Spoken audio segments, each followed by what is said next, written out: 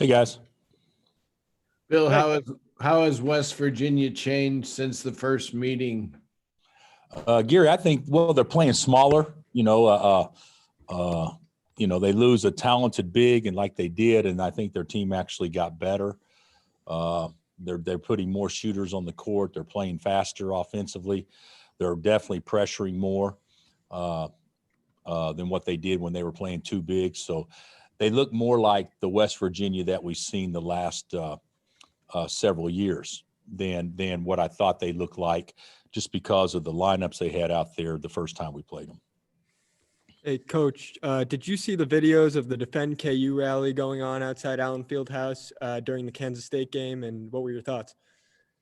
I don't know what you're talking about, so I haven't heard one thing about a Defend KU rally. Somebody need to educate me on that, I guess, when we get done with this. Hey, going back to the topic of two bigs, maybe this is at West Virginia before Oscar left. Maybe this is a question for a few years ago, but do you think two big basketball, traditional basketball, is kind of just gone? No, I think people play to their strengths. I do think that the line has changed everything so much, but it's even changed it. The line has still played such a important role just in the last 10 years on and how people have adjusted and played to take advantage of individual talents and driving the ball. And teams are still playing inside out. They're just playing inside out off the bounce rather than the pass. So there's and certainly we've been really good at that over time. Not as good this year, but other years we've been great at attacking the paint as much off the bounce as we did when we threw it inside. So I don't want to say exactly what the next trend will be, but to say that it's a thing of the past, I think would be an exaggeration. But we do want bigs that can shoot. I think that would still be something that would work quite well.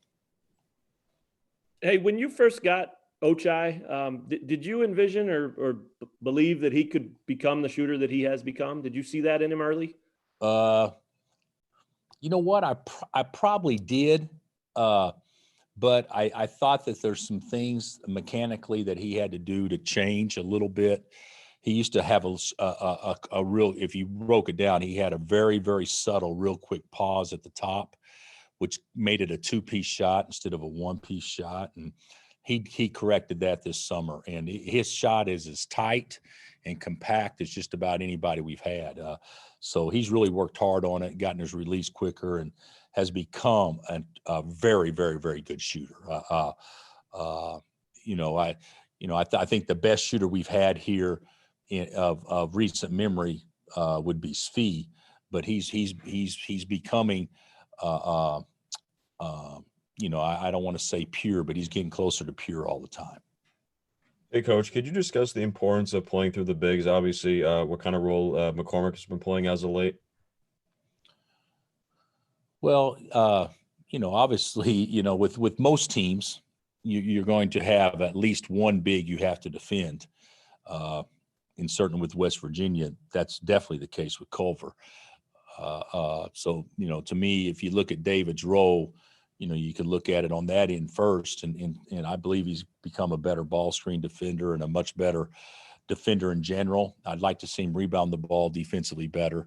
And then offensively, I think we're able to throw it to him, and he's kind of figuring out where his spots are and best place to catch it without having to bounce and all those sorts of things. And we are wanting to play through him. As much as we throw the ball to our bigs, and I'm not saying we do as much as we used to, but as much as we attempt to try to do that, I see David, it's important for him to be able to score, 15 a game or plus. So it's very important that we play through David, in my opinion. How much have you seen him improve as an offensive rebounder? Seems like he's kind of finding that a little bit right now. Yeah, I think so. I don't think without getting too giddy, and I don't have the stats in front of me statistically on what he's doing or whatnot, but our team hasn't rebounded the ball well offensively of late. We were so bad in defensive transition for a while that we put such an emphasis on that. I think it created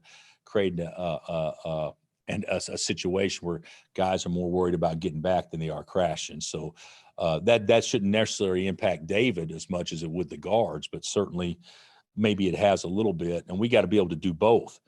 West Virginia is a team that we actually hurt them quite a bit on the offensive glass the first time we played them, in large part because long shots meant long rebounds, and we were able to run a lot of them down. But I think David's getting better. I do think he's getting better, but his rebounding numbers, whether on either end, though, Matt, I don't think it's where it needs to be yet, even though he is getting better. What are your thoughts on Frank Mason signing a two-way deal with Orlando, and talk about his fit with that organization? Well, I don't know exactly the fit. If I'm not mistaken, Markelle Fultz had a very serious injury and he's out for the season, and Cole Anthony seems to be playing a lot. And I don't know who their other guards are in their organization, but I text with Frank. Frank texted me back this morning early, and he'll be very excited, and they'll get a very good player. All he needs is an opportunity. And if he gets minutes and gets an opportunity, he'll show everybody he belongs in the league. But I think on the surface, to me, it looks like a good spot. And I've talked to people within the organization, and they're very happy about having him. So I think he's going to be in a good place. But him getting a two-way now, it's so much different with the two-way today than it was before. So that guarantees him that from a financial standpoint, he get through the year and make some money, and hopefully he'll play well enough that they keep him up there full time. Bill, you said I'm early in the sorry. season that you thought Jalen was the most aggressive player you guys had offensively. Do you still see that same aggression from him?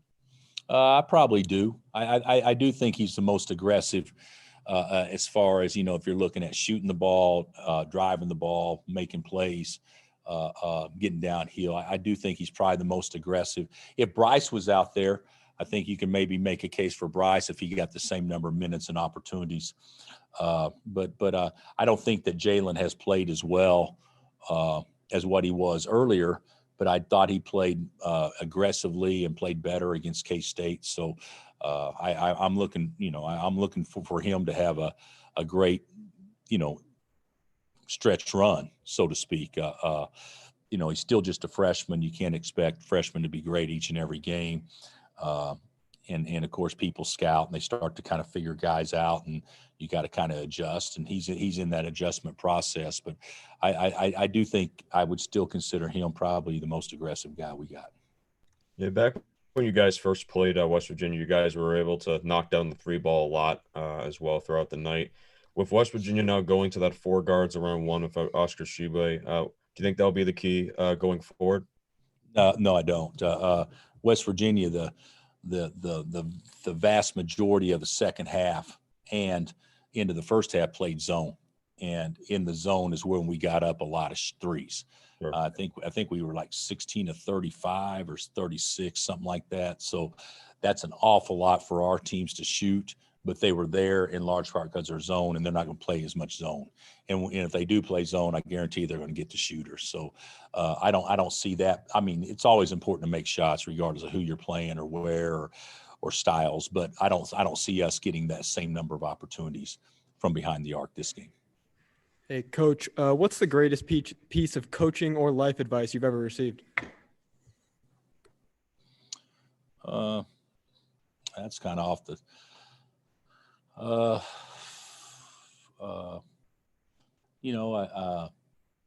don't know about the greatest piece. I'm just trying to think of anything that just comes to mind right now. But I've always thought, you have to coach within your personality and who you are. I love the expression, it's a good or a bad shot when it leaves your hand, not if it goes in or not. I think that helps coaches coach. Those sorts of things. One thing I think your philosophy can be tweaked year to year, but you can never, ever compromise your philosophy. There's a lot of things like that I think are very true that certainly have withstood the test of time. You've asked your players to do their part to be responsible as far as staying safe and healthy so that we can have a full basketball season. How much does it mean just from a mental space for them to have students back on campus? You know what? I think it's got to be positive. It's got to be positive. There will be more energy on campus because it's been dead. It's been dead everywhere, but there'll be more energy on campus, I think, which creates to, obviously a little excitement.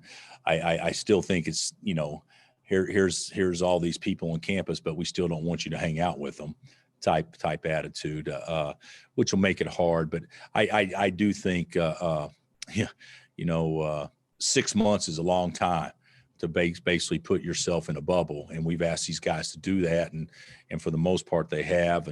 But we're talking about limited time left to have to complete it. So even though we've been really fortunate so far and we've been good so far, the most important time is still ahead of us. And we have to, not slip up, and we've got to stay pretty focused. Before he had the finger injury, it seemed like Bryce Thompson earned some trust from you early this season. I'm just curious what he did to show you that, and I guess why you felt comfortable playing him late in some games. Well, I think. Well, first of all, he's going to be a really good player, and if he hadn't got hurt, you guys would see just how much he'd be playing and how much trust we'd have. Probably should have played him more than what we actually did. Up until Christmas, but he's had such a bad run since December 27th when he gets hurt to now, and it'll probably be at least another week before he'll be able to go, and I'm hopeful that's the case. That's probably best wishful thinking, but I just think he's a good player, and he always tries to do what we want, even if it's not always perfect the way he does it, but there is an attempt to do that, and he has some ability to offensively to create some space and get his own shot. So I think it's been a pretty big loss not having Bryce personally, and I certainly hope he's healthy enough that he can finish the season strong, because he's there hadn't been anybody that's been hurt that's been more in tune to everything going on and trying to do everything they possibly can to get back faster than what he has. Was he further along defensively than you expected him to be when he got up here?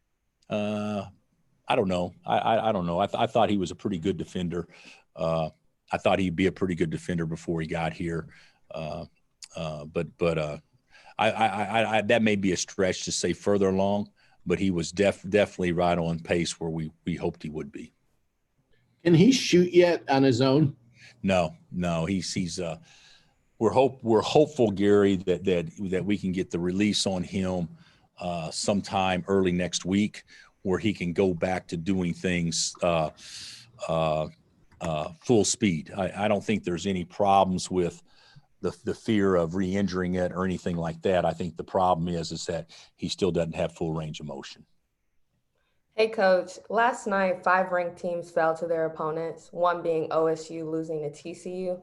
Does this affect or help planning for Monday night's game? No. Well, first of all, OSU wasn't ranked, but they were ranked 26. They would have been isn't that right, Chris? They were the first team. So were they ranked in another poll? 24. Oh, so they were. They were. My apologies. You were right. They were 24 in the coaches poll.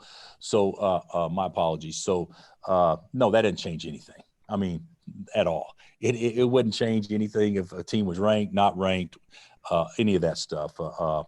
I don't see anything. And right now, as much as I would like to say that we're thinking 2 weeks out in front and all those things, we're worried about West Virginia, and we'll worry about Okie State whenever the West Virginia game's over, and we'll start prepping our guys for that. Certainly they'll be scouted by the time we leave for West Virginia. The scout will be done. All those things. The only thing we'll have left to do is watch them play on Saturday. But as far as prep for them, winning or losing, and how they lost won't have anything to do with our prep. One more, guys. There was a lot of talk the other night about, that win against K-State getting you back on track and then trying to build on that and sustain that. What's the biggest key? What do you want to see the most on Saturday that maybe will give you guys a chance to stack up a few wins here? Well, Saturday, we're going to play a team that's ranked higher than us in their building, a team that we've struggled winning it. So, I mean, we got to go there, and it's got to be a fist fight. We got to rebound the ball, and we got to take care of the ball. Those would be the two things that I'd say jump out at me more than anything else. And those have always been the keys to beating Bob's teams, at least since he's been in the league at West Virginia. So that would be how do we take care of the ball against pressure, and how do we rebound the ball? That'll go a long ways in determining who wins the game. Thanks, Coach. All right, guys. Thanks, Coach.